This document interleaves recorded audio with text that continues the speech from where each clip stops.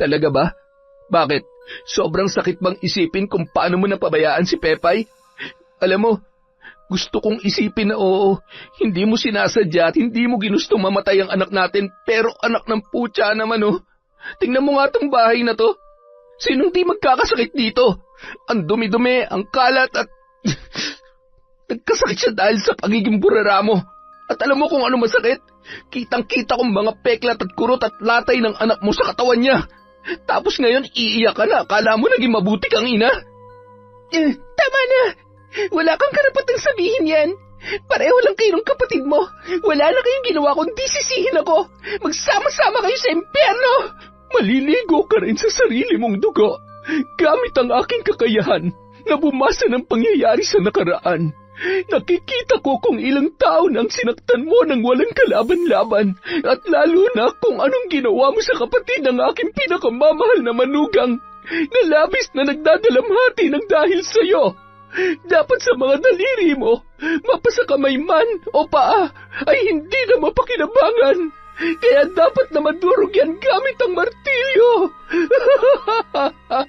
Nagsisimula pa lamang ako, umaaray ka na. Tama na. Bakit mo ako pinahihirapan? Magpakita ka. Papatayin kita. Taon 2016. Si Quijor, 9:00 ng gabi, panay ang kamot ng batang si Pepay sa kanyang buong katawan, maging sa kanyang ulo. Umiingit-ingit pa yon, dahilan para mapabalikwas naman si Baby, ang ina ng bata na nasa 6 na taong gulang pa lamang. Sinabayan pa yon ng pag-ubo ni Lolo Fred, tatay naman ng asawa ni Baby. Ay naku, kung bata ka, natulog ka na naman, hindi naglilinis ng katawan mo. Nakakainis, hindi rin ako makatulog sa... Ano ba naman? Parang may gumagapang sa balat ko. Ay, kaliligo ko lang naman kanina bago matulog Isa pa tong tandan to. Hoy, magpatulog ka naman. Gabi-gabi na lang ako napupuyat sa kakaubo mo. Tubig, pahingin tubig at makati ang lalamunan ko. Baby! Ay, bahala ka dyan. Nakakainis. Tubig! Bigyan mo ko ng tubig! Oo na! Hindi ka ba marunong maghintay, ha? Padabog siyang naglakad papunta sa kusina.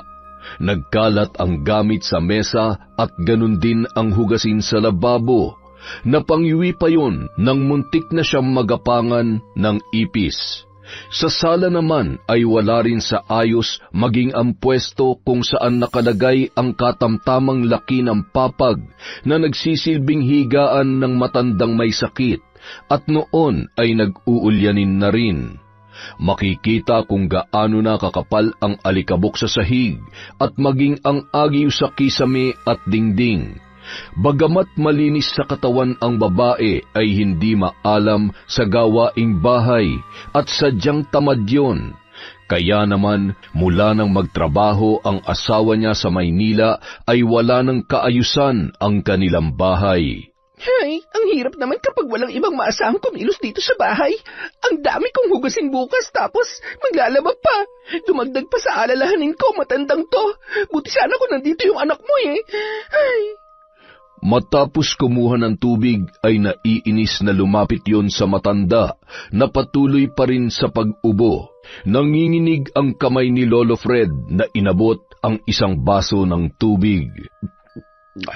Baby, nagugutom ako. Gusto ko ng gatas. Aba, ayos ka rin talaga Anong akala mo sa akin Utusan? Hello? Pasalamat ka't nagtsatsaga akong aligaan ka para sa anak mo. Pero alam mo ba, sukang-suka na ako sa'yo. Nagagalit ka sa akin. Hindi na lang ako iinom ng gatas. Kaya lamang ay nagugutom ako, baby. Nang makapasok na sa kwarto ang babae, ay pinagpag niya ng kaunti ang sapin ng kanilang kama na halos nang gigitata na dahil ilang linggo niya nang hindi napapalitan. 3 basket na rin ng labahin ang noon ay punong-puno na dahil tinatamad pa yon maglaba. Mas marami pang panahon yon para mangapit bahay at makipagtsismisan o di kaya naman ay magsugal at uminom kasama ang kanyang mga kaibigan na wala ring ibang inatupag kundi puro bisyo. Gutom! Gutom ako, baby! Pepay! Gutom si Lolo! Manahimik ka nga dyan, tanda. Hindi ka nakakatuwa. Kung ako lang sa labas kita patutulugin eh. Puiset, para kang hindi pinakain kanina. Ay, nakakainis talaga. Makati po, nanay. Ay, ano ka ba naman, Pepay? Huwag mong kamutin at magtatanong na naman ng papa mo kapag nakita niya yung pantal at sugat mo. Ano ba naman kasi hindi mo pa magawang asikasuhin ang sarili mo. Puros kayo pabigat sa buhay ko. Ay! Mababakas ang maraming kagat ng lamok sa braso at paa ng bata.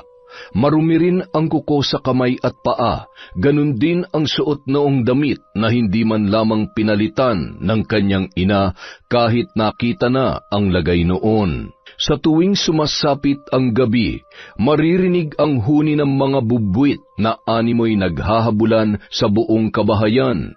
Maganda at mabango pa naman ang may katamtamang laki ng bahay kung titingnan yon sa labas, dahil yun lamang ang madalas linisan ng babae. Kinaumagahan, pagkatapos magligpit ni Baby ng mga hinugasan niyang baso, pinggan at iba pa, ay nagprito din yon ng itlog at tuyo para sa kanilang almusal. Naghahain na rin siya ng kanin para sa matanda nang biglang tumawag ang asawa niyang si Rene. Babe, kumusta kayo dyan? Gising na ba si tatay at ang prinsesa natin? Okay naman sila. Tulog pang anak mo. Si tatay naman umiinom ng gatas. Hindi na naman ako nakatulog na maayos kagabi. Ay, babe, baka naman pwede na siyang bumalik dun kay Ate Neri. Nahihirapan na talaga ako. Alam mo naman sa pagpapaligo pa lang ng tatay mo at pagpapalit ng diaper, hirap na ako eh. Ang hirap kaya ng walang katuwang. Pasensya ka na, babe. Pero salamat pa rin kasi kahit nahihirapan ka, inaalagaan mo na maayos si tatay. Konting tiis na lang. 1 buwan na lang naman ay doon na ulit siya kay ate. Wala naman kasing problema kung dito na siya, pero baka naman pwede tayong kumuha ng katulong para hindi na ako nahihirapan. Babe, gustuhin ko man, hindi naman pwede dahil hindi naman kakayanin ng budget natin. Kakapusin tayo kapag kumuha pa tayo ng katulong. Alam mo namang ang dami natin pinagkakagastusan. Bakit? Sino bang mas nakikinabang sa pinapadala mo? Hindi ba't ang tatay mo? Ang mahal-mahal ng gatas niya, pati na rin ang diaper. Kaya wag mong isipin na nagpapakasarap kami ng anak mo sa perang pinapadala mo, ha? Babe, wag ka namang magalit. Hindi naman yun ang ibig kong sabihin. Alam ko, pagod ka lang. Hindi bale, dadagdagan ko na lang yung perang ipapadala ko mamaya, ha? Pasensya ka na talaga. Mag-iingat kayo dyan. Tatawag na lang ulit ako kapag... Hindi pa man natatapos magsalita, ay pinatay na agad ni Baby ang tawag ng kanyang asawa. Puiset, magpadala ka kung gusto mo. Ang dami mo pang sinasabi. Ayaw mo kumuha ng katulong? Akala mo naman kakayanin ko lahat ng obligasyon dito sa bahay? Ay, kung bakit pa naman kasi? Ang tagal naman kasing matigok ng matandang to. Pahirap ka sa buhay ko eh.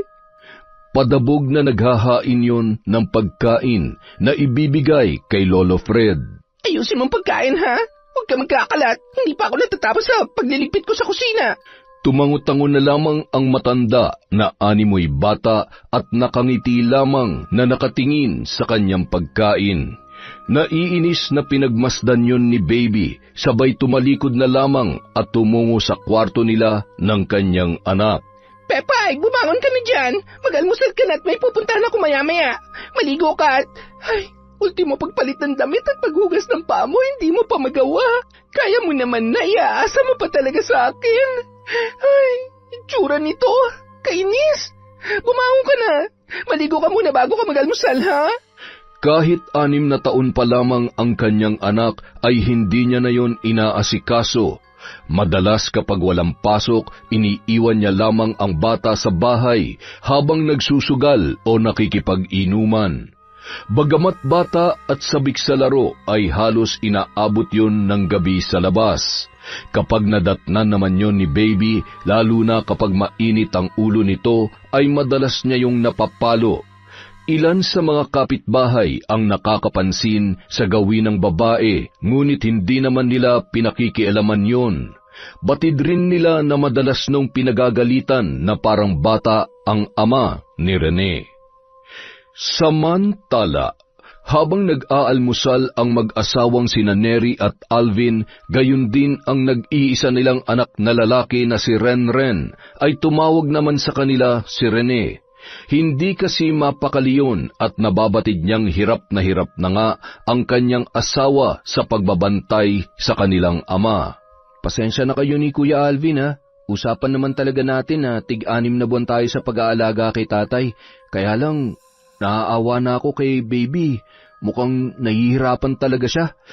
Wala namang problema. Dapat sinabi mo na agad. Di bale, isa sa mga araw na to ay susunduin na namin si tatay doon. May kailangan lang muna kaming tapusin ngayon linggo, kaya hindi muna namin siya masusundo agad. Pero baka makadaan kami doon bukas. Kukumustahin din namin na mag-ina mo. Salamat ate ha. Pasensya na talaga ha. Ay, okay lang bunso. Huwag ka na mag-alala. Ikaw, kumusta ka dyan? Okay lang naman ako ate.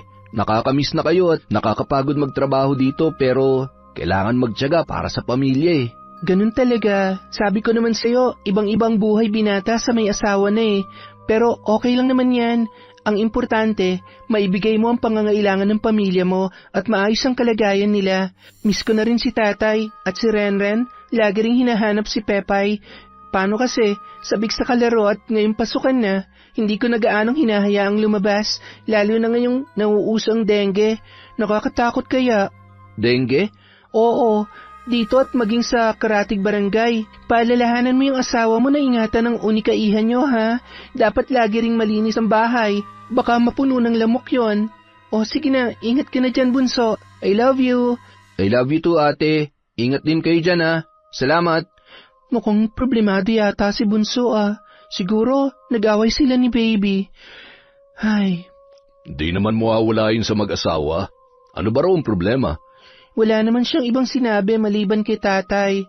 Dad, kailangan na nating kunin dun si tatay. Nahihirapan na daw si baby. Siyempre, nasanay kasi yun na nakaasa na lang lahat kay Rene. Ngayon nasa malayo ang asawa niya, malamang sa malamang, mahihirapan talaga siya.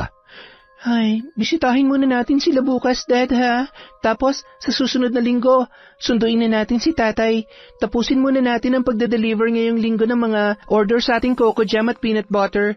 Sige, Emi. At para makita rin natin ang lagay nila doon. Pwede naman na dito muna si Obet at si Nanay kapag nandito na ulit sa atin ang tatay mo para kapag busy tayo, may mag-aasikaso sa kanya. Ay, salamat, Dada. Buti na lang at napakabait ng mister ko. Napakaswerte ko talaga sa iyo at ng anak mo. Mi, higit na mas maswerte ako sa iyo at obligasyon ko na pasayahin ka at ang anak natin. Oh, tingnan mo, tatahi-tahimik lang yan pero ang dami na naman nakain. Patingin nga ng tiyan si Daddy. Gusto ko pa nga po, Daddy. Mami, gusto ko pa po ng egg. Oh, ayan. Sige lang anak ko. Kumain ka lang at mahirap na. Baka mangayayat ang taba-ching-ching namin. Dahil araw ng Sabado noon, isinama nila sa pagde-deliver si Renren gamit ang kanilang sasakyan. Kung minsan naman ay iniiwan nila yon sa nanay ni Alvin na si Lola Weng. Samantala, nang matanggap ni Baby ang padala ng kanyang asawa ay napalitan ang inis nito ng magandang ngiti. Nak, Pepay, bantayan mo munang lola mo ha. Dito ka lang sa loob at may pupuntahan lang ako. Gusto ko pong sumama, Mama. Please po. Hay nako, hindi marunong umintindi. Kasasabi ko lang diba, babantayan mong lolo mo at baka mamaya kung ano pa mangyari dyan, ako pang masisi. Hoy tanda, huwag ka magkakalat ng dumi dyan sa higaan mo ha. Subukan mo lang at hindi kita pakakainin mamaya. Mama, bakit po pinagagalitan niyo si Lolo Fred? Hindi ko siya pinagagalitan, sinasabihan ko lang. Baka kung ano naman ang sabihin mo sa tatay mo kapag tumawag, pipingutin ko yung nguso mo. Sige na, uulitin ko. Huwag kang lalabas! Tumango na lamang ang bata, sabay umupo sa higaan ng kanyang Lolo Fred. Nang makatalikod ang kanyang ina at nakalayo-layo na, ay nakangiting pinagmamasdan noon ang mga bata sa labas ng kanilang bahay. Bumalik yon sa higaan ng kanyang lolo. Lolo, pwede po ba akong lumabas saglit? Magrararo lang po ako. Sige apo, huwag ka magtatagal at baka bumalik na yung masungit na babae. Sino nga yun? Si Mama po yun, Lolo. Opo, nakakatakot si Mama kapag nagagalit. Huwag niyo po akong isusumbong, Lolo, ha? Mabilis na tumakbo sa labas ng bahay si Pepay at nakipaglaro sa mga batang noon ay masayang naghahabulan. Bandang 5:00 ng hapon, sakay ng van ang mag-anak matapos mag-deliver sa Karatig lalawigan. Dadaanan nila si Lolo Fred bago umuwi sa kanilang bahay.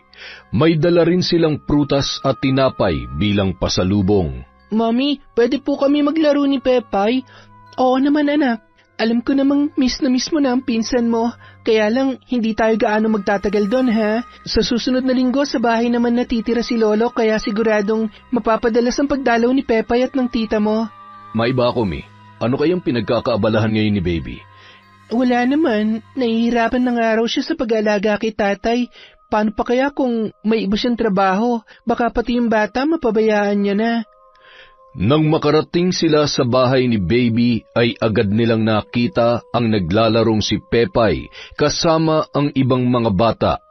Tinutokso pa yon ng ibang bata dahil sa magulo ang buhok at maraming kuto. Sinaway naman ni Neri ang mga batang yon, sabay nagsitakbuhan sa kani-kanilang mga bahay. Diyos ko, kang bata ka. Daig mo pa napabayaan ng nanay mo, ha? Bakit ganyan ang itsura mo? Ang dumi-dumi ng damit mo at nandinimahid ka na. Nasaan bang mama mo? Halika nga sa loob, magbihis ka. Nako, basang-basa ka ng pawis. Okay ka lang ba? Sinaktan ka ba nila? Hindi po, tita. Kaya lang po, pinagtatawanan po nila ako. Sabi nila, may kuto at maasim daw po ako. Wala po si mama. Umalis po. Hindi ko po alam kung saan siya pumunta. Huwag ka nang umiyak, Pepay. Maligo ka nilang palagi. Mag-shampoo ka ng buhok para mawala yung kuto mo. Kawawa naman tong batang to, oo. Bakit hindi niya na lamang sinama kaysa hinayaan niyang ganito ang itsura ng anak niya? Ay... Pagpasok nila sa bahay ay halos masuka si Neri nang bumungad sa kanila ang masangsang na amoy at napailing-iling siya sa sobrang kalat ng mga gamit sa bahay. Halos maiyak pa siya nang makita ang kalagayan ng kanyang ama. Napakabaho noon at nanlalagkit na ang buhok. May sugat na rin sa likod at nanlilimahid ang unan at kumot na ginagamit ng matanda. Katulad ni Pepay, napakarami ng pantal sa katawan na hindi malaman kung dahil ba sa kagat ng lamok o surot. Tatay! Dad, tingnan mo.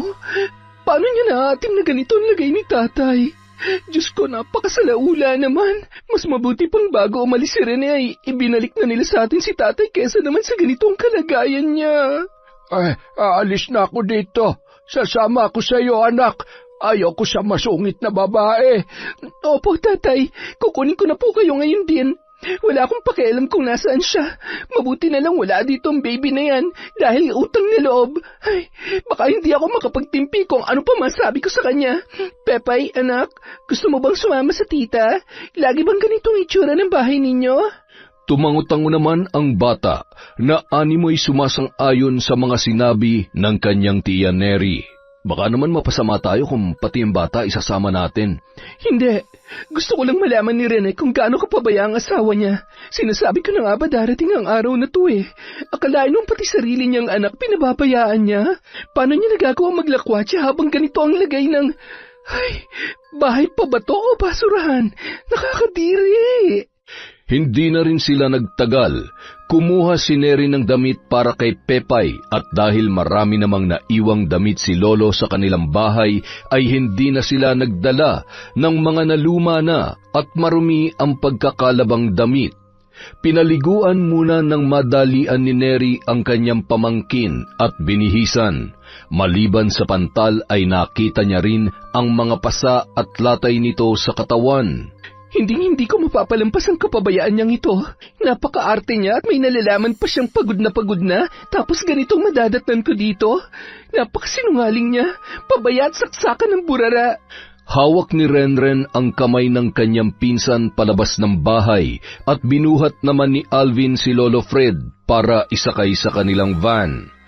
Samantala, bandang 7:00 ng gabi, dumating sa bahay si Baby. Malayo pa ay natanawan niya na ang napakadilim nilang bahay. Lintik na batang to, nakatulog na yata at kahit pagbukas ng ilaw ay hindi na nagawa. Ay! Nang makapasok sa loob, agad niyang kinapa ang switch ng ilaw, sabay na pakunot noo nang wala ang matanda. Tumungo siya sa kanilang kwarto, ngunit wala rin doon si Pepay. Pepay? Pepay! Nasaan sila? Agad siyang lumabas at nagtanong-tanong sa kanilang mga kapitbahay. Manong, nakita niyo po ba si Pepay? May nakita po ba kayong pumunta sa bahay kanina? Nawawala po kasi si Pepay at saka si Tatay Fred. Ay, teka. Oh, May nakita nga akong pumunta dyan kanina. Isinama yung anak mo at saka yung matanda. May dalang sasakyan at may kasama rin na batang lalaki. ano? Ay, sige po, salamat Manong. Nagmamadali siyang pumasok sa kanilang bahay, nagulong-gulo pa ang kanyang isipan. Hindi pwede. Anong gagawin ko? Baka kung ano pang sabihin na matanda at may Pepay kay Ate Neri, kailangan ko na magmadali. Bit-bit ang kanyang maliit na bag, lakad-takbo yung lumabas at naghanap ng tricycle na masasakyan papunta sa kapatid ng kanyang asawa. Samantala, pinaliguan din ng mag-asawa si Lolo Fred at nilinisan ang mga sugat noon. Hindi mapigilang mapaluha ni Neri nung mga sandaling yon. Kinunan niya ng larawan ang kanilang tatay at ipinasa sa kanyang kapatid na si Rene. Naggulat naman ang lalaki sa kanyang nakita, dahilan para siya ay mapatawag. Ano nangyari ate? Bakit nandyan na sa'yo si tatay? Teka, nandyan din si Pepay? Hinatid ba si tatay na mag-ina ko? Hindi. Dumain kami sa bahay niyo kanina para bisitahin sila pero hindi ko inaasahan na ganun ang madadat na namin. Hindi ko na alam kung bahay pa ba yun o basurahan. Ay, hindi mo man lang ba nakikita ang lagay ng bahay niyo, ng anak mo, o ni tatay kapag nagvi-video call ka? Ate, hindi eh. Sandali lang naman kasi kami kung mag-usap at lagi siyang abala at nagmamadali. Maayos naman yung anak ko kapag nakakausap ko siya. Si tatay naman, hindi mo nakikita o sadyang hindi niya pinapakita sa'yo. Alam mo ba kung gaano karami at kalalaki ang sugat niya sa likod? Alam mo ba kung anong itsura niya nung dinatnan namin doon? Yung unan at kumot ng gigitata na. Pinabayaan niya si tatay, pati na rin ang anak mo. Ate, hindi ko alam. Buong akala ko, ano ba nangyayari sa kanya? Teka, sandali lang ate tatawagan ko siya. Huwag, ayokong ang dating sa kanya akong magiging dahilan ng pag-aaway ninyo. Hayaan mo't kakausapin ko siya na maayos. Kung gusto mo makita kung ano ang lagay ng mag-ina mo, mas mabuti pa sigurong isa sa mga araw na ito ay umuwi ka. Mag-iingat ka dyan. Yung anak mo nandun kalaro si Kuya Renren niya. Ay, pati pala anak niyo napapabayaan niya na. Huwag mo na lamang babanggitin ang napag-usapan natin, ha? Tingnan muna natin kung paano niya ipapaliwanag to. Sige na. Ay. Seryosong pinagmamasdan ni Alvin ang kanyang asawa habang naggagayat ng gulay na ipangsasahog niya sa kanyang lulutuin. Huwag ka na ma-stress dyan, Mi. Siguradong mamaya pupunta siya para kunin si Pepay. Hinahanda ko lang ang sarili ko kung paano ko siya haharapin at kakausapin. Ilang buwan pa lamang si Rene sa Maynila pero ganyan na lagay ni tatay. Paano kung 1 buwan pang hintayin natin bago pumunta doon? Baka kung ano na nangyari sa kanya. Ay, yun nga rin ang iniisip ko eh. Pero huwag ka na mag-alala. Ang importante, nandito na sa atin si tatay. Paano si Pepay? Paano kung pabayaan lang siya ni Baby? Kita mo naman kahit sarili niyang anak, hindi niya man lamang maasikaso. Muntik ko naman pagkamalan yung bata na palaboy at... Ay, naku. Habang nag-uusap ang mag-asawa, ay siya namang pagparada ng tricycle sa tapat ng kanilang bahay. Nagkatinginan ang dalawa, sabay sumenya si Neri na tingnan ni Alvin kung sino ang dumating. Pagbukas ng pinto, agad naman bumungad ang noon ay nagmamadaling pumasok sa kanilang tarangkahan na si Baby. Ate? Ate Neri! Oh, Baby, ikaw pala. Tuloy ka. Nasa kusina ang ate mo. Nasa kwarto naman noon ang matanda, pati na rin sina Pepay at Renren. Dumiretso sa kusina ang babae. Ate, alam ko nandito sina Tatay at Pepay. Bakit nyo naman sila sinama dito nang walang pasabi sa akin? At bakit naman hindi? Hindi naman kami ibang tao kaya hindi ka dapat mag-alala. Higit sa lahat, dito sa amin siguradong nasa maayos silang kalagayan. Hindi namin pababayaan si Tatay at lalo ng pamangkin ko. Pwede bang ako naman na magtanong? Saan ka galing kanina? Nag-grocery. Bumili ako ng mga kakailanganin namin sa bahay. Mga diaper ni Tatay, gatas, at saka... Oh, bakit hindi mo dinala? Sana naman napakinabangan, hindi ba? Isa pa, gaano ba kahirap alagaan si Tatay? Nauubos na bang oras mo sa kanya, kaya hindi mo na magawang maglinis ng bahay? At pati anak mo napapabayaan mo na? Malalampasin ko tong ginawa mo ngayon, pero sa susunod, sisiguruhin ko na makakarating na to sa kapatid ko. Huwag niyo akong tinatakot dahil wala naman kayong alam. Hindi ko pinababayaan ang anak ko. Wala kayong karapatan na kwestiyonin ang pagiging ina ko. Hirap na ako sa pag-aalaga kay Tatay, tapos kayo pang galit? Ingrata! Pepay! Pepay, anak! Kuya, nandiyan na si Nanay. Sige na, Pepay. Sa susunod na lang ulit tayo maglaro. Pupuntahan na lang kita sa classroom mo sa Lunes pagkatapos ng klase namin, ha? Opo, Kuya. Bye-bye. Nanay, nandito po ako. Tingnan mo, Nanay, oh. Ang ganda ng buhok ko po, oh. Tinirintas po ni Tita kanina. Halika na, uuwi na tayo. Tumakbo pa ang bata sa kusina para yumakap at humalik sa kanyang tita Neri, gayon din sa kanyang tito Alvin. Pagkatapos ay hinawakan na noon ang kamay ng kanyang ina at agad na silang umalis. Nakita mo na, siya pa ang galit. Ay, alam mo, naiintindihan ko na kung bakit sa umpisa pa lang talagang hindi na magaan ang loob ko sa kanya. Pasalamat siya't mahal na mahal kong kapatid ko, kaya sinuportahan ko sila kahit nalabag sa loob ko. Huwag ka na magalit. Siguro naman ay mahihiya na siya. Hayaan mo na lamang na mag-usap sila na maayos ni Rene. Higit na mas kilala siya ng kapatid mo dahil ilang taon na rin sila nagsasama. Yun na nga ang kinakatakot ko eh. Pakiramdam ko marami siyang tinatago sa kapatid ko. Ay, kita mo naman yung ugali niya kanina. Unti-unti nang lumalabas ang sungay niya. Sa kabilang banda, nang makarating ang mag-ina sa kanilang bahay, ay ramdam ni Pepay ang galit ng kanyang nanay. Hawak ang kanyang braso matapos bumaba ng tricycle. Halos kalad ka rin na siya noon papasok sa kanilang bahay. Aray ko po, nasasaktan po ako. Bakit po kayo nagagalit sa akin? Bakit nagagalit? Nagtanong ka pa talaga? Sabihin mo nga sa akin, may sinumbong ka ba sa tita Neri mo, ha? Wala po. Hindi po ako nagsumbong. Wala po akong sinabi. Siguraduhin mo lang. Nakakainis. Pumasok ka na sa kwarto at matulog ka na. Pero nagugutom po ako. Gusto ko po ng... Hindi mo ba narinig ang sinabi ko? Ang sabi ko, pumasok ka na sa kwarto. Huwag mong umbusin ang pasensya ko, Pepay, dahil talagang tatamaan ka sa akin. Kinuha na nun ang pamalo na manipis na kawayan, kaya naman napatakbo na lamang ang bata papunta sa kanyang silid habang humahagulhol. Bigla namang tumunog ang cellphone ni Baby, dahilan para makaramdam siya ng kaba sa kung ano ang sasabihin sa kanya ng kanyang asawa. Itigil mo na yung pag-iyak mo. Tumatawag ang tatay mo. Hello, babe. Napatawag ka? Kumusta? Tumawag ka na ba kay ate? Tumawag ba siya sa'yo? Hindi naman. Bakit? May problema ba? Wala naman. Ano kasi, nandun na si tatay. Dinaanan nila kanina. Ganun ba? Di mabuti naman para makapagpahinga ka. Si Pepay nga pala. Pwede ko bang makausap yung anak ko? Ay, naku! Napagod sa kakalaro kanina.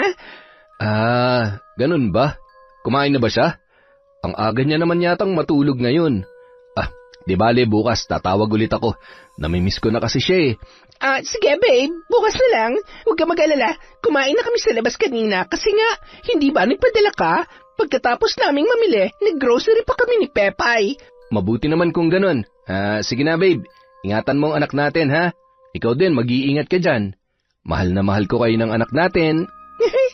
I love you, babe. Mag-iingat ka rin dyan. Bye! Ay, buti naman at hindi nagsumbong yung kontrabida na yon.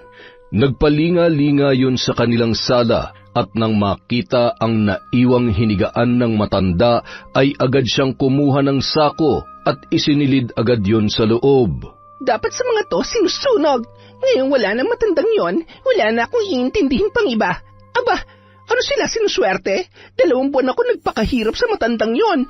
Bakit ako mag-aalaga ng hindi ko naman kaano-ano? Ni hindi ko nga naranasan na mag-alaga ng sarili ko magulang tapos, over my dead body.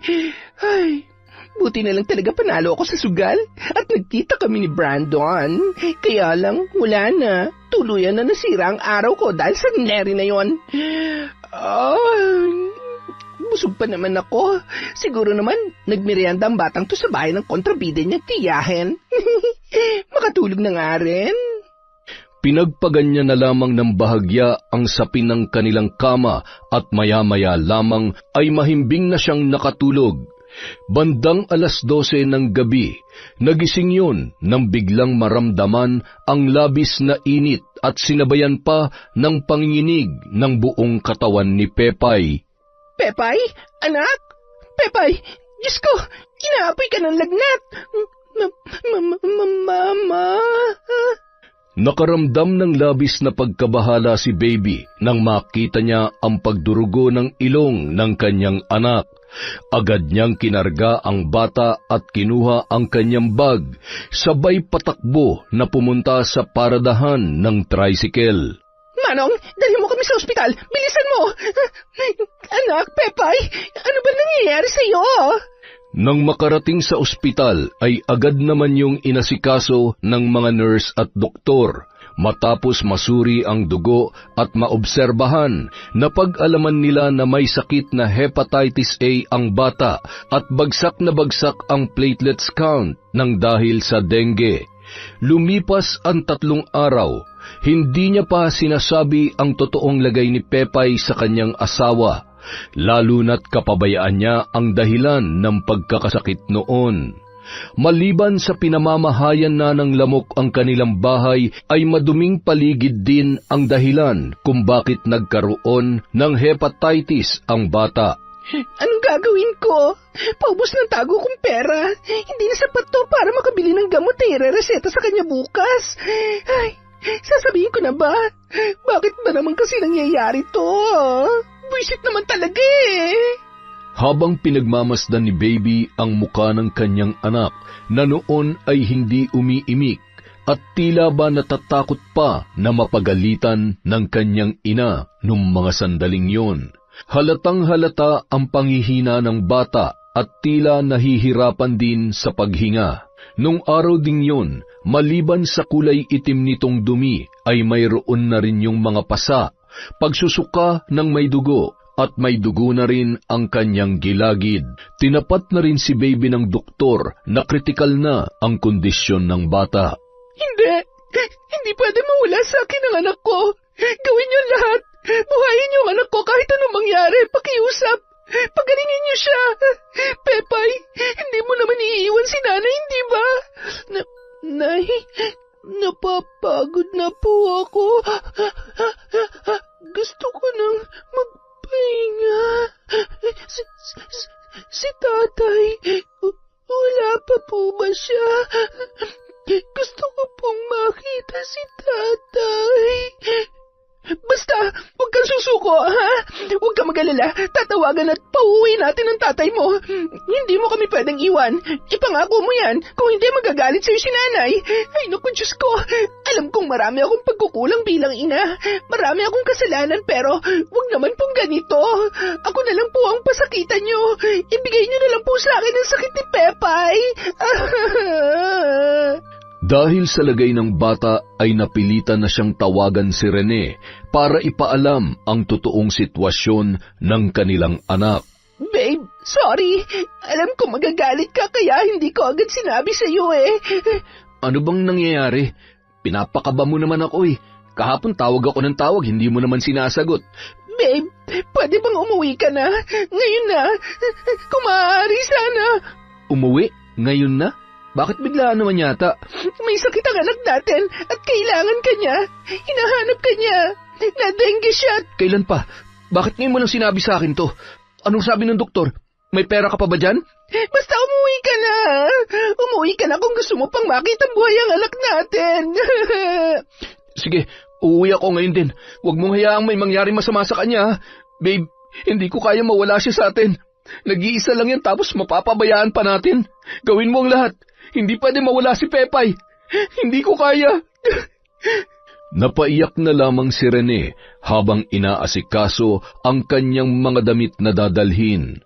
Agad niya ring tinawagan ang kanyang kapatid na si Neri para maalalayan ang kanyang asawa. Napaluha naman yon sa kanyang nalaman, lalo na't ramdam niya ang labis na pag-aalala ni Rene para kay Pepay. Napaupo sa sala si Neri, sabay nagpahid ng luha. Oh, bakit?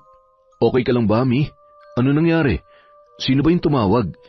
Dad, kailangan natin pumunta ng ospital. Bakit? Sino nasa ospital? Si Pepay. Malubha raw ang lagay niya ngayon. Ano? Diyos ko naman, oo. Yan na nga bang sinasabi ko eh. Ay, sandali lang at kukunin ko yung bag mo. Agad nang umalis ang mag-asawa at inihabilin muna nila si Lolo Fred sa nanay ni Alvin. Nagmadali naman pumunta yon dahil hindi gaanong kalayuan ang bahay nito. Asawa ko, sinusundo mo na ba ako? Ay, bitawan mo nga ako. Balay naman. Ulyanin ka na nga talaga. Hindi ako ang asawa mo at lalong hindi akong sundo. Pero kung gusto mo nang magpasundo ay sabihin mo lamang sa akin. Matutulungan kita dyan. Ay, ikaw pala yan, babae. Ikaw nga. Hanggang ngayon ba nambabarang ka pa rin? Shh! Marinig ka naman ng apo natin. Pambihira ka talaga, oo. Oo naman. Gusto mo bang subukan? Biro lang. Sapat na ang pagiging ulyanin mo. Ay, buti na lamang at magkasundo tayo dahil kung hindi ay makakatikim ka talaga. Ay, siya nga pala. Balita ko ay salbahe ang asawa ng bunso mo. Ano na nga ang pangalan nun? Ay, si Pepay. Hindi. Yung apo mo yun eh. Yung ano... tao ba yan o hayop? Baka tao na may ugaling hayop. Teka, si Baby. Tama, si Baby yon, yung babae masungit. Ay, ayaw ko sa masungit na yon. Galit siya sa akin. Sasaktan at hindi ako bibigyan ng pagkain. Magugutom ako at mamamatay. Ay, nakakaawang matanda to, oo. Buti na lamang at mahal na mahal ako ng mga anak ko at mukhang hindi ko mararanasan kay Neri ang pinagdaraanan mo sa manugang mong yon. Siya, sisilipin ko muna yung apo natin sa kwarto niya, ha? Tawagin mo na lamang ako kung may kailangan ka. Samantala. Ate Neri, anong ginagawa niyo dito? Bakit? Wala ba akong karapatan na makita man lang o dalawin ng pamangkin ko? Kumusta na siya? Anong lagay niya? Kritikal ang kondisyon niya. Sorry ate, hindi ko agad nasabi sa inyo. Ano kasi? Ano? Pinairal mo na naman yung pride mo. Alam mo, kasalanan mo to eh. Nag-iisa na nga lang yung anak niyo, pinababayaan mo pa. Sana man lang kasi kung gaano kakalinis dyan sa katawan mo, ganon din sa anak mo at lalo na sa bahay ninyo. Tapos ngayon iiyak-iyak ka? Ano? Ramdam mo na ba yung mga pagkukulang mo sa anak mo? Bakit ba galit na galit ka sa akin, ha? Kasalanan ko na. Sige, ikaw na malinis. Sa tingin mo, madali para sa akin na makita na nahihirapan ang anak ko? Kung pumunta kayo dito para isumbat sa akin ang mga kakulangan ko kay Pepay, mas mabuti pang... Hindi mo pwedeng ipagkait sa akin ang pamangkin ko. Kaya sa ayaw at sa gusto mo, dadalawin namin siya at aalagaan. Huwag kang pala desisyon dahil konting-konti na lang, baby. Bibigwasan na kita. Kung maldita ka, mas maldita ako sa mga taong katulad mo na hindi kilala ang salitang respeto. Dad, halika na. Napaluhan na lamang si Neri nang makita ang kalagayan ng kanyang pamangkin. Bahagya na lamang na ididilat ng bata ang kanyang mga mata. Para pang dinurog ang puso niya nang bahagya noong iniangat ang kamay para abutin ang kamay ng kanyang tita Neri. Tita, Si Kuya po. Nasaan po si Kuya? Magpagaling ka, anak, ha? Para makapaglaro na kayo ni Kuya Renren mo. Pasensya na, hindi ko siya sinama kasi nagmamadali kami ng tito mo. Hayaan mo't sasabihin ko na hinahanap mo siya, ha? Anong nararamdaman mo? Anong masakit sa'yo? Umiling-iling na lamang si Pepay, sabay bahagyang ngumiti. Matutulog po muna ako. Habang naroon ang mag-asawa, ay napansin nila ang labis na pagkabalisa ni Baby. Pansin din nilang walang halos tulog yon dahil sa pangangulumata. Kahit naiinis sa ugali ng kanyang hipag, ay nilapitan yun ni Neri at kinausap ulit. Umuwi ka na muna at magpahinga. Baka ikaw naman ang magkasakit. Bumalik ka na lang bukas ng tanghali para makatulog ka. Kami na munang bahala dito.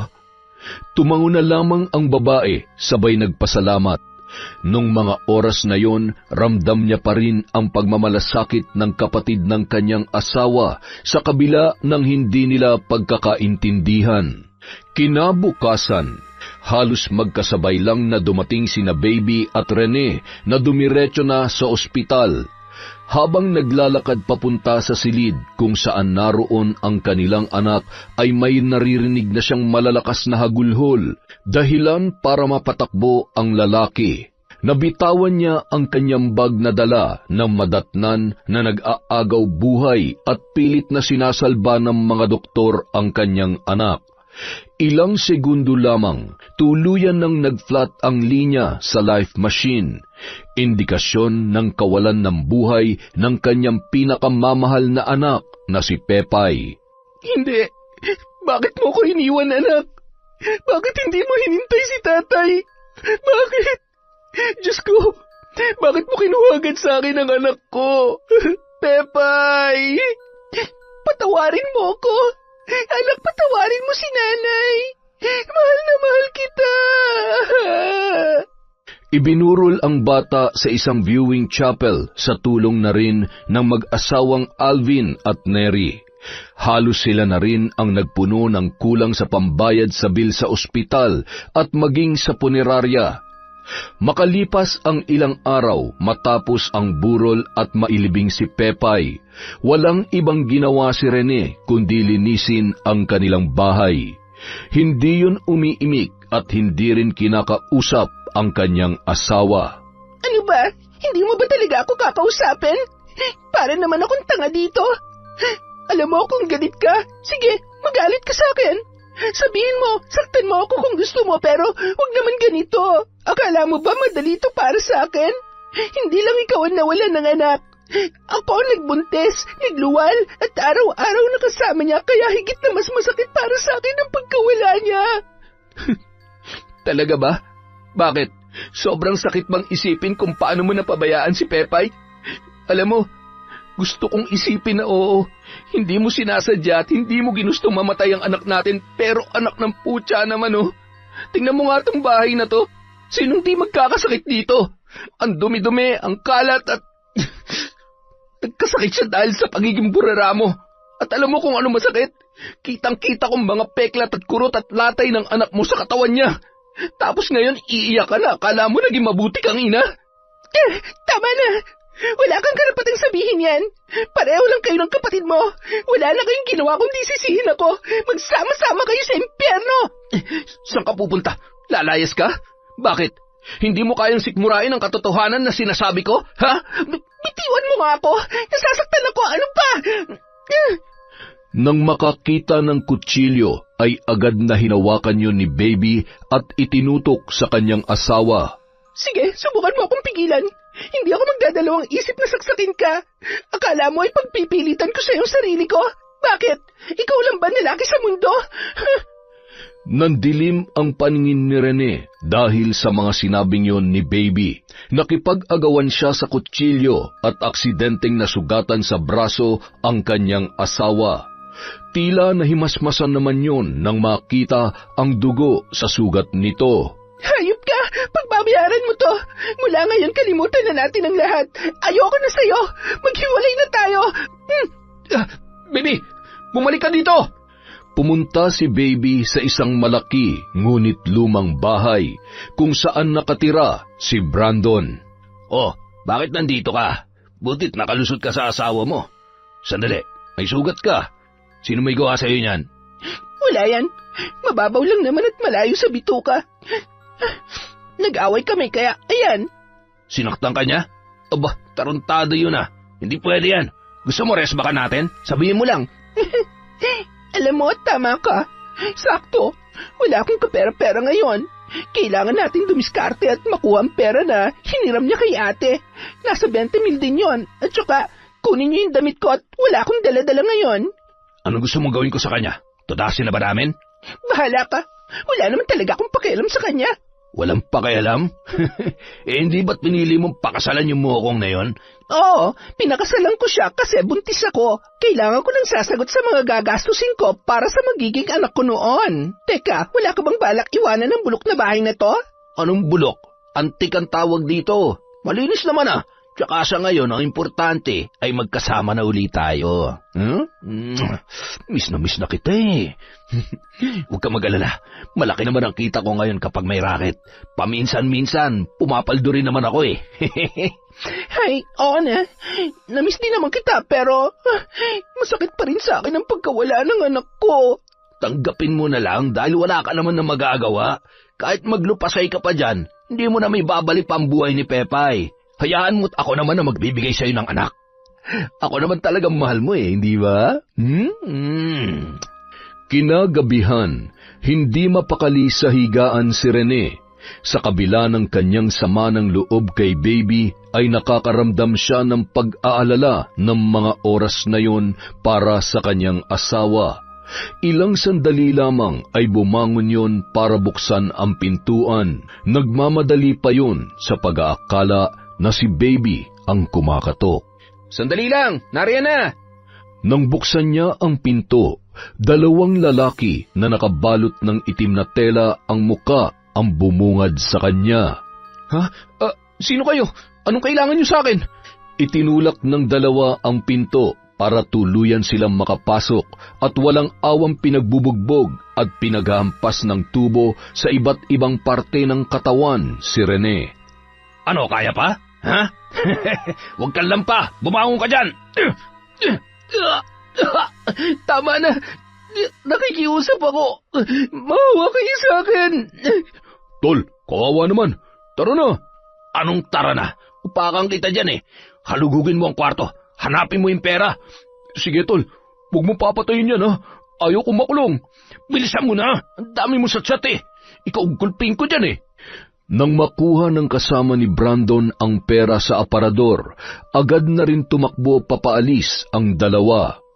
Gumapang naman papunta sa kwarto si Rene na noon ay duguan ang ulo at unti-unti nang nandidilim ang paningin.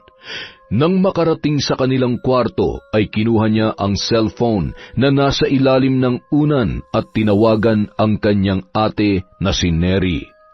Sa kabilang banda, napabalikwas naman si Alvin nang marinig ang tunog ng telepono ng kanyang asawa.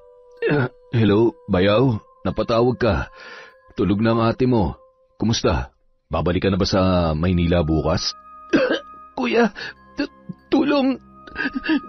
tulungan niyo ako. Hello, Rene? Ano ba nangyayari? Dad, sinong kausap mo? Ano ba yon? Magmadali ka. Kailangan nating umalis. Ano? Saan tayo pupunta? Ano ba talaga nangyayari? Si Rene, tumawag siya. Humihingi ng tulong tapos biglang... Basta, tingin ko may nangyari masama sa kapatid mo. Halika na. Tarantang kinuha ni Alvin ang susi ng kanilang sasakyan at pagkatapos ay agad na rin silang umalis. Nang makarating sa bahay noon ay nakabukas ang pintuan. Nakapatay ang ilaw sa sala kaya naman hindi nila nakita ni Neri ang dugo sa sahig at naging sanhi pa ng kanyang pagkadulas. Hinanap ni Alvin ang switch ng ilaw. Ilang segundo lamang ay isang malakas na sigaw ang pinakawalan ni Neri nang makita ang napakaraming dugo sa kanyang damit at kamay. Dugo? Rene? Diyos ko, ano nangyari dito? Nasaan ang kapatid ko? Agad namang napasigaw si Alvin na makita ang walang malay na si Rene na naliligo sa sarili niyang dugo. Nagpupumalahaw si Neri na makita ang lagay ng kanyang kapatid. Niyakap niya yon at pilit na ginigising habang humihingi naman ng saklolo sa mga kapitbahay ang kanyang asawa. Nagtulungan ang mga yon na maisakay sa van si Rene at maisugod sa ospital. Naging kritikal ang kondisyon ng lalaki dahil sa pagdurugo ng kanyang utak. Sumailalim yon sa operasyon, ngunit matapos maoperahan ay hindi pa rin yon nagigising at idineklara na coma patient. Hindi ako pwede magkamali. Sigurado may kinalaman ng babaeng yun sa nangyari sa kapatid ko. Hindi ko maintindihan kung bakit kailangan pagdaanan to ni Rene. Napakabait niya. Lahat ng pagsusumikap ay ginagawa niya para sa pamilya niya. Bakit siya pa? Bakit kailangan niyang pagdaanan ng lahat ng ito? Huminahon ka, Mi. Magdasal na lang tayo na isa sa mga araw na ito, magising na siya at malaman na natin kung ano talaga nangyari sa kanya. Isa pa, pasasaan ba't makikita rin natin ang baby na yon? Magkakaroon din ng kasagutan ng mga tanong natin. Paano ko kakalma? Kamamatay lang ng pamangkin ko tapos ngayon nag-aagaw buhay naman ang kapatid ko. Siya na lang ang natitira kong pamilya. Hindi ko nakakayanin na mawala pa siya. Nangako ako kay Nani na kahit anong mangyari, poprotektahan ko ang kapatid ko. Ipinapangako ko, ako mismo maghanap sa babaeng yon. Sisingilin ko siya sa lahat ng kasalanan niya sa akin. Isinusumpa ko. Niyakap na lamang ni Alvin ang kanyang asawa para kumalma ang matinding emosyon na nararamdaman niya noong mga oras na yun. Isang araw, habang namimili sa palengke si Neri, ay isang pamilyar na babae ang natanawan niya mula sa di kalayuan. Nakakapit yon sa braso ng lalaki na tila ba walang kaproble-problema sa buhay. Ang kapal talaga ng pagmumukha ng babaeng ito. Habang yung kapatid ko naghihirap sa ospital, ikaw parang ahas na nakikipaglingkisan sa ibang lalaki. Wala ka talagang konsensya at kahit konting delikadesa sa katawan. Nilapitan niya si Baby, sabay hinila ang may kahabaang buhok noon. Aray! Ano pa? Huwag ka mag-iskandalo dito, nakakahiya! Bitiwan mong girlfriend ko, kung hindi kahit babae ka, upakan kita. Hindi ako natatakot sa'yo, kahit gaano ka pakalaki at kung saang impyerno ka man nanggaling. Girlfriend mo to? Kailan pa? Alam mo ba na may asawang babaeng kinakalantari mo o baka planado niyo ang lahat? Paano mo naaatim na lumandi matapos mamatayan ng anak, ha? Hindi ka man lamang nagluksa? Alam mo ba kung ano nangyari sa kapatid ko? O kayo may kagagawanan sa kanya? Ano? Kayo ba? Sagutin niyo ang tanong ko. Bitiwan mo nga ako. Sobra ka na, ha? Wala ka nang ginawa kundi sisihin ako sa lahat. Nakipag-iwalay na ako sa kapatid mo kaya wala na akong alam sa kung ano man ang nangyayari sa kanya. At pwede ba? Huwag ka masyadong nagmamagaling at umasta na mas nanay ka pa ni Pepay kesa sa akin. Dahil sa totoo lang, hindi mo naman siya kaano-ano. Hindi siya anak ng kapatid mo. Huh? Anong sabi mo? Hayop ka talaga. Manloloko ka. Hindi kita mapapatawad. Hoy, kahit mamatay man ako, hindi ako lalapit para humingi ng tawad sa'yo. Sige, tandaan mo yung sinabi mo. Ikaw at ikaw, hindi talaga ako basta-basta nagpapatawad. Mabait naman ako at hindi ko nahahayaang gumastos pa para maipakulong kayo. Pero gusto kong malaman nyo na maniningil ako. Agad nang umisi at tumalikod si Neri. Pinagtitinginan naman ng mga tao sina Baby at Brandon na punong-puno ng panghuhusga. Masyado namang makati ang babaeng yan. Hindi na nahiya. Hoy, ano man tinitingin-tingin nyo at binubulong-bulong nyo dyan, ha? Mga chismosa kayo. Che, ang mabuti pa ang pakialaman nyo na lang, yung pabulok nyo ng mga paninda. Nang makauwi ang dalawa, ay agad naman yung inusisa ni Brandon tungkol sa mga sinabi nito kay Neri. Ay, nakakasira talaga ng araw. Nga pala, tungkol dun sa sinabi mo kanina dun sa babae. Totoo ba na hindi anak ni Rene si Pepay? Oo. Eh kung hindi sa kanya, sinong totoong tatay ni Pepay? Huwag ka na nga magtanong-tanong. Isa ka rin eh. Chismoso ka rin talaga. Alam mo, baby, napipikon na rin ako sa'yo, ha? Nagtatanong ako na maayos. Huwag mo akong ginagawang tau-tauhan at tanga katulad ng asawa mo. Sabihin mo sa akin ang totoo. Ako ba? Ako ba ang totoong ama ni Pepay? Ano ba? Nasasaktan ako.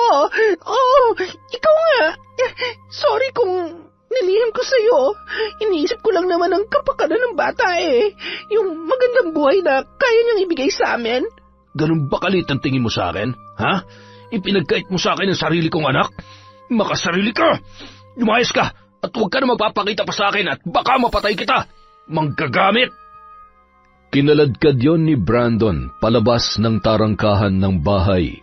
Nagmamakaawa naman si Baby at patuloy na kinakalampag ang nakasarang lumang gate. Brandon, maawa ka sa akin. Huwag mo naman gawin sa akin to. Wala na akong iba mapupuntahan. Buksan mo to. Buwisit talagang buhay to. Nung sumunod na araw, Nay, sige na po. Turuan niyo ako. Gusto kong ako mismong tumapos sa dalawang yon, lalong-lalo na sa bruhang babaeng yon. Aray ko naman sa bruha. Hindi nga pwede, Neri. Hindi ganong kadali ang pag-aaral sa paggamit ng itim na kapangyarihan. Isa pa, gusto mo bang mapagalitan ako ni Alvin? Kapag nalaman niya na tinuruan kita dyan sa gusto mong mangyari, ay baka itakwil ako ng anak ko. Hindi ko nga sinasabi na tuloy pa rin ako sa pambabarang at siguradong... Ay, basta sabihin mo na lang sa akin kung anong gusto mong gawin sa dalawang yon. Humanap ka ng larawan na pwede kong gamitin sa ritual. Eto, Nay. Ito po ang larawan nila. Nakita ko sa isang social media account ni Baby. Kahapon ko lamang nalaman kung gaano kasinungaling ang babaeng yon. Mula sa pagpapaako niya sa bata at kataksilan niya mula umpisa pa lang ng relasyon nila. Ginamit niya lamang ang kapatid ko. patuloy na nag-usap ang dalawa at pinagplanuhan kung anong pagpapahirap ang gagawin nila kina Baby at Brandon. Pagsapit ng gabi, masayang nakatanaw si Neri sa maitim na ulap ng kalangitan na may kasama pang pagkulog at pagkidlat. Siguradong sa mga oras na ito ay nagsisimula na sa pagre-ritual si Nanay. Gusto ko na sa susunod na pagdalaw ko sa ospital, may maganda na ako may babalita sa kapatid ko. May paghihiganti ka na namin, bunso. Samantala, Ay, ano na naman bang ginagawa ni Nanay? Masilip nga. Kanina pa bulong ng bulong eh. Di ako makatulog na maayos. Teka, aba, sabi ko na nga ba eh. Huli ka ngayon. Tulungan niyo at pagtibayin ang sumpa ng sakit at kamatayan para sa mga taong nagkasala at hindi nararapat ng kapatawaran. Bulaga! Lagot ka! Isusumbong kita kay Kuya. Sabi na nga ba eh, hindi talaga kayo marunong pagsabihan eh. Kulit niyo talaga, Nay. Tigil niyo na nga yan.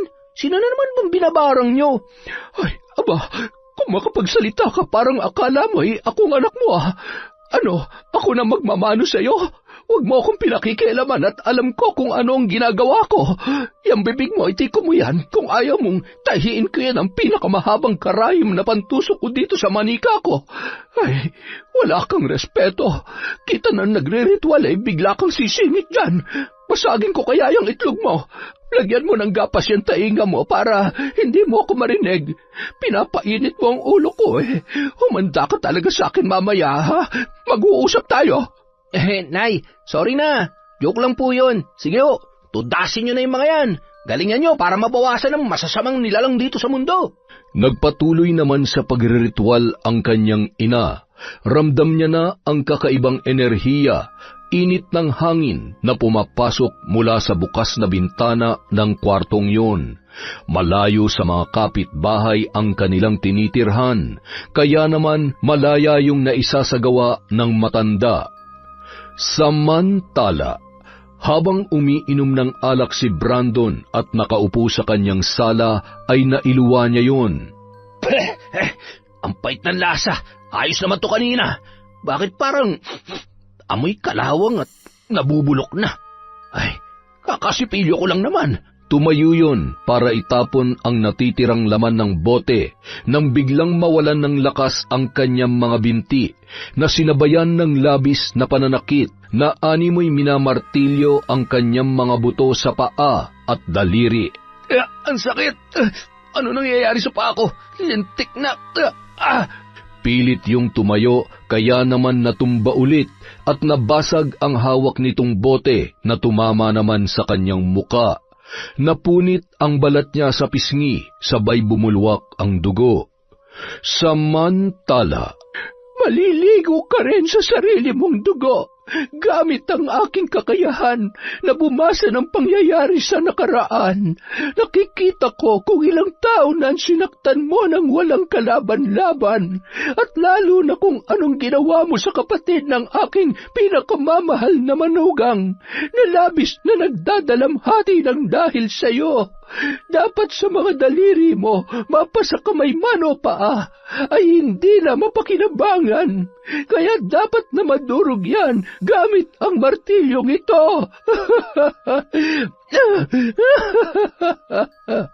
Nagsisimula pa lamang ako ay umaaray ka na kaagad. ilang segundo lamang ay narinig ng lalaki ang nakakatakot na bulong ng halakhak. Tama na! Bakit mo ako pinahihirapan? Magpakita ka! Papatayin kita! Ay, masyadong matapang. Anong ipinaglalaban mo, ha? Kumalma ka lang. Masyado mong pinapaiksi ang pasensya ko. Maghintay ka lang dahil ito na ang magiging katapusan mo, Pogi. Hindi mapigilan ni Brandon na damputin ang mga basag na bubog sa sahig habang gumagapang ang lalaki. Nanginginig ang duguan niyang mga daliri sa kamay habang inilalapit niya sa kanyang bibig ang bubog. Ayan, nguyain mo na maigi, hangal. Hindi ako pwedeng mamatay. Ayoko pang mamatay. Sa kabilang banda, matapos makapasok sa bahay si Baby ay pasilip-silip naman yun sa labas. Inilak niya ang pinto para makasiguro na walang basta-bastang makakapasok doon. Wala ring dapat makakita sa kanya dahil nababatid niya na may alam na ang mga yon sa mga nangyari. Hindi pwedeng malaman ni Neri na nandito ako. Ay, maalikabok, pwede na to. Buti na lang may pagkain pa dito. Kung hindi, mamamatay na ako sa gutom. Kailangan mong umisip ng paraan kung paano kumita ng pera at magpakalayo-layo. Ay, pero paano? Teka, ibenta ko kaya tong bahay. Tama, ang talino ko talaga. Agad yung nagpunta sa kwarto at hinanap ang mga dokumento ng bahay. Nang makuha ay napangisi pa yun at tatayo na sana nang biglang umikot ang kanyang paningin, sabay na bitawan ang plastic envelope na kanyang hawak. Nahihilo ko't nahihina. May nakain ba akong sira? Bakit hindi ko maimulat ang mga mata ko? Ang sakit ng tiyan ko. At bakit parang ang lamig? Pilit niyang pinapakalma ang kanyang sarili at umayos yun ng higa habang nananatiling nakapikit ang mga mata. Bigla na lamang may narinig yon na maliit na yapak, sabay ay may kung anong lumundag sa kama at naalog ang kanyang ulo. Wag! Itigil mo yan! Nahihilo ako! Ano ba? Nanay? Hindi mo ako mahal, Nanay? Pepay, anak! Ikaw ba yan? Masama ka. Dapat sa'yo mamatay. Mga kaibigan kong daga at ipis, tulungan niyo ako. Pahirapan niyo siya. Huwag niyong tigilan, ha? Wag! Sino ka? Demonyo ka? Huwag mong gagamitin ang anak ko para takutin ako. Diyos ko, nababaliw na ba ako? Binabarang ba ako?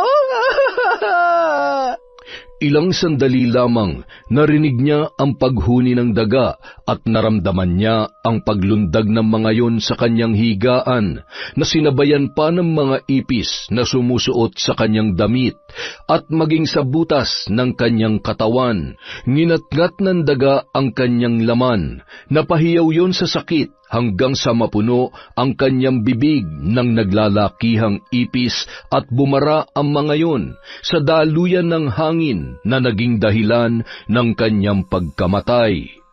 Samantala, Tingnan mo nga naman ang kapalaran, hindi ba?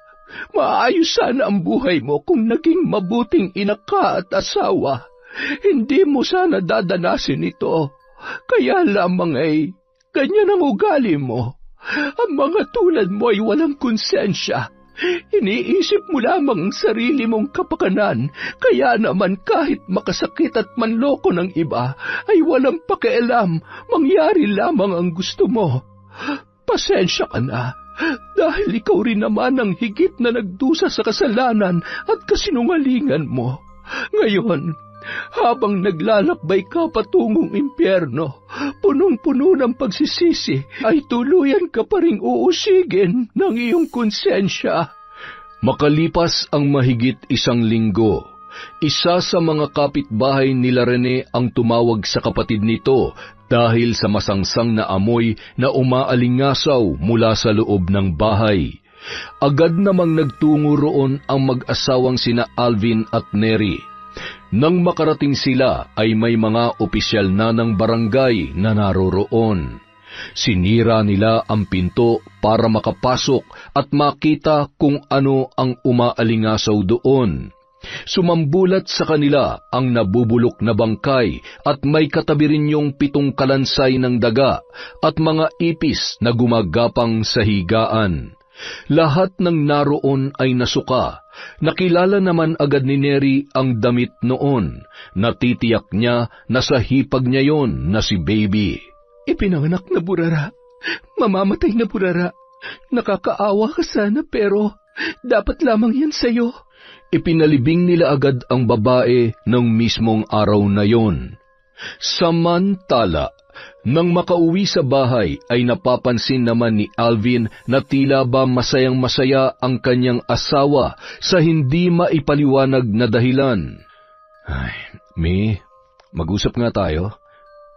Sige, bakit Dad? May problema ba? May kinalaman ka ba sa nangyari kay Baby? Ako? Wala. Anong pinagsasasabi mo dyan?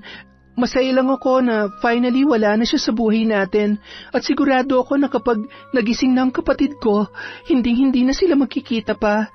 Ayaw ko nang maalala pa ni Rene ang sakit na dinulot sa kanya ng babae na yon. Ay, ano na lang ang mararamdaman niya kapag nalaman niya na sa ilang taon nilang nagsama bilang mag-asawa, niloloko lang pala siya nun. Alam mo, hindi ko pinagsisisihan na minahal natin si Pepay dahil mabait naman talaga yung bata. At isa pa, wala naman siyang alam sa lahat ng mga nangyari. Mi, alam ko kapag nagsisinungaling ka. Asawa kita. Kilala ko ng bawat kilos at kahulugan ng mga ngiti mo.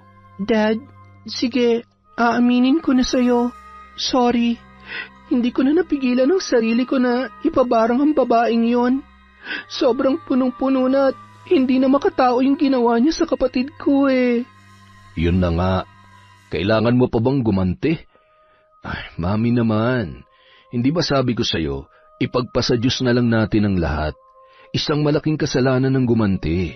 Alam ko naman yon. Pero bago naman ako nagdesisyon na ituloy ang plano ko laban sa kanila, paulit-ulit ko nang hinihiling sa Diyos na sana mapatawad niya ako sa gagawin kong kasalanan. Kung hindi ako mapapatawad ay tatanggapin ko yon. Kung sakali mang mapadpad din ako sa impyerno kapag namatay ako, gusto kong siyang unang-una kong makikita doon. Napailing na lamang si Alvin at umalis. Tumungo yon sa bahay ng kanyang ina. Nay, buksan niyo to. Patay, mukhang galit yata. Lagot, ayan kasi. Sabi ko naman sa inyo eh, ayaw nyo kasi makinig. Nagsumbong ka ba?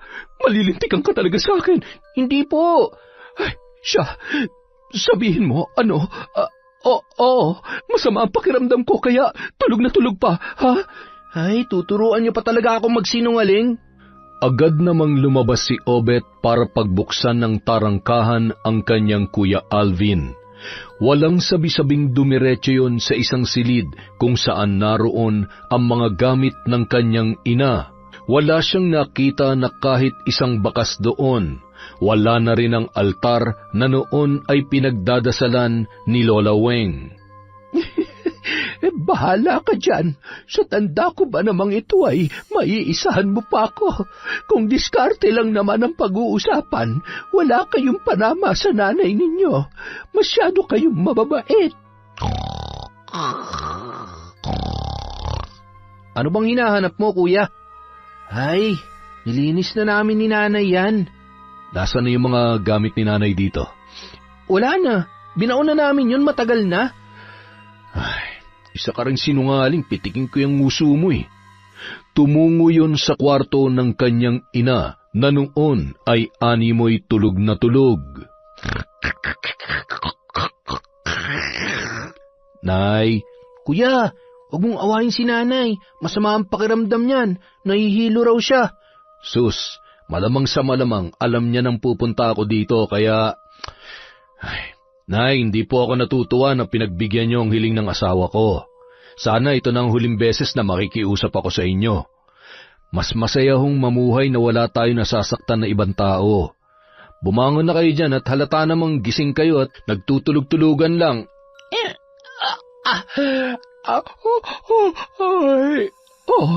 Alvin, anak, ikaw pala. Kanina ka pa ba? Anong ginagawa mo dito? Bakit parang nakasimangot ka yata? Hinawakan ni Lola Weng ang muka ng kanyang anak, sabay nag-usal ng mga salita. Masyadong mainit ang ulo mo. Ayan na, burahin mo na sa isip mo yan at baka pag-awayan niyo pa yung mag-asawa. Pambihirang anak kong ito.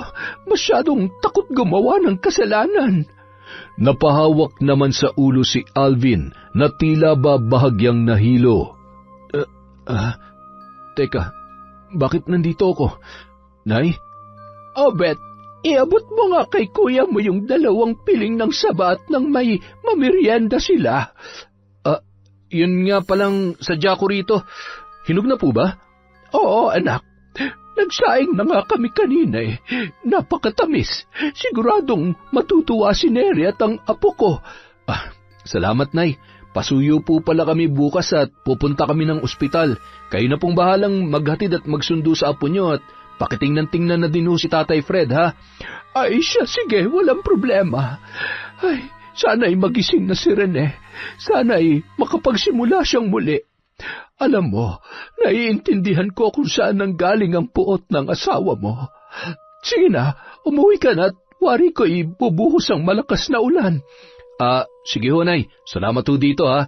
Pakiagahan na lang hong pagpunta sa bahay bukas. Tumangutango naman ng matanda at tinapik-tapik ang balikat ng kanyang panganay na anak.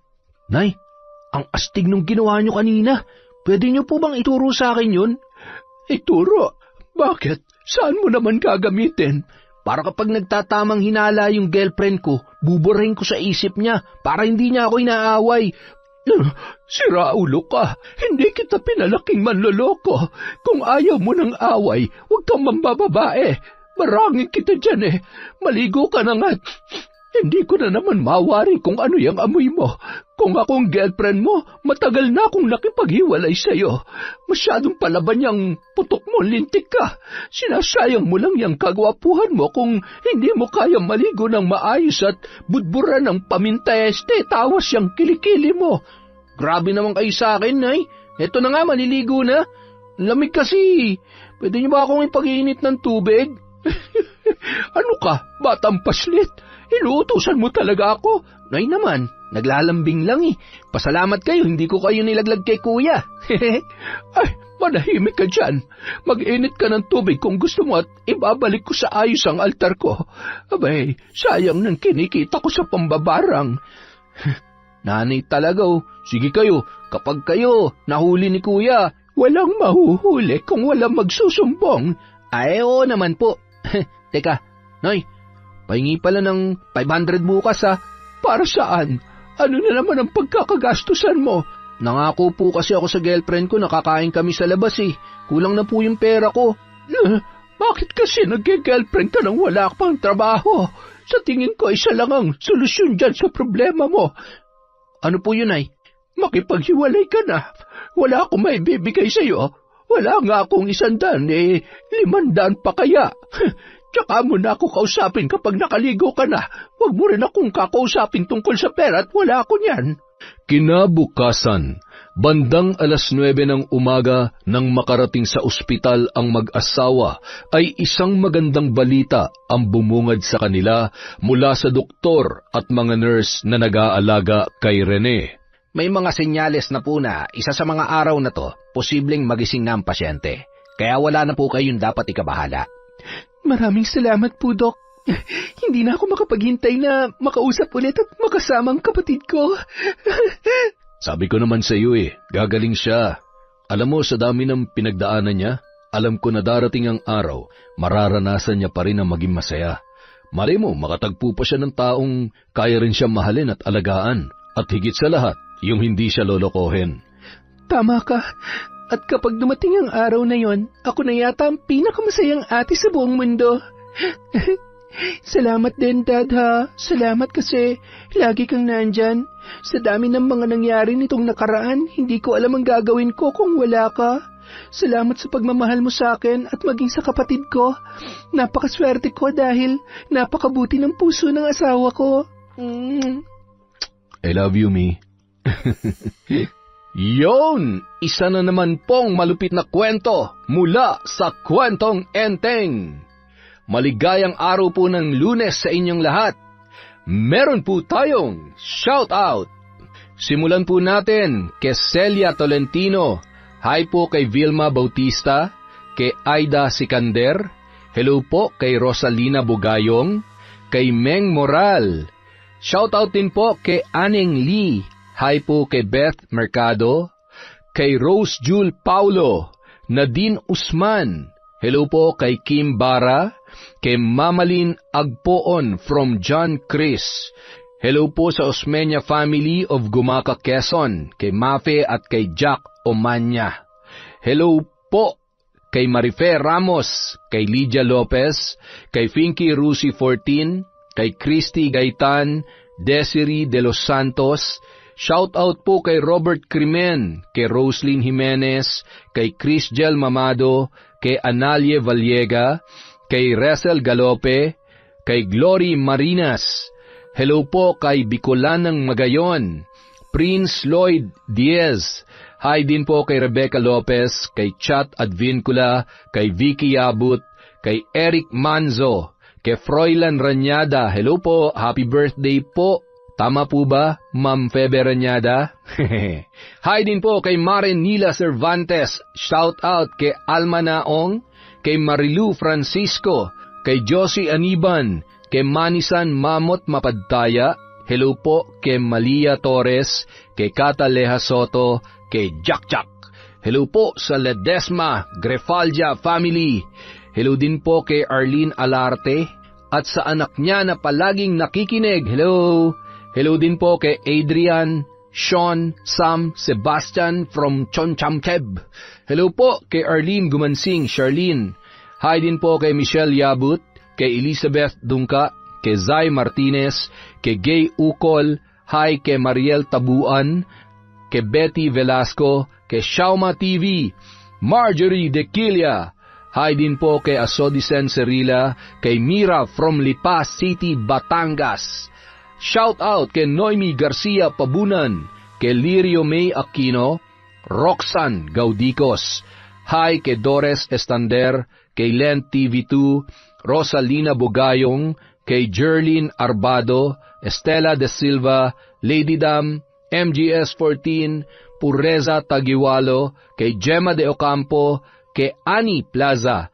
Hello din po kay Heli Borja, kay Annalyn Querriones. Hi kay Cecilia Plaza, kay Janet De Castro, kay Angelina Ignacio. Hello din po kay Natividad Magtira, kay Javen Delasan, kay Cleo Avalos, sa Kakalda family from Corazon, Kakalda. Hello po kay Ito Emmy, kay Gemma Liagas, kay Apple Cute. Hello din po kay Elma Arriba Madrigal. Hi kay Flor Manunday, kay Gay Somojo, kay Marisol Nidea, kay Kat Burger, Cutie Burger. Hayashi, J. Megan. Hi kay Christine. Hello din po kay Marie Chris Sumanding, kay Ivy Mina from Billy Villarin. Hello kay Venom Monev. Hi din po kay Noemi de la Cruz, kay Merly Amistad, at kay Miss Monica Nieves. Maraming salamat po sa walang sawang pagsuporta sa Kwentong Enteng.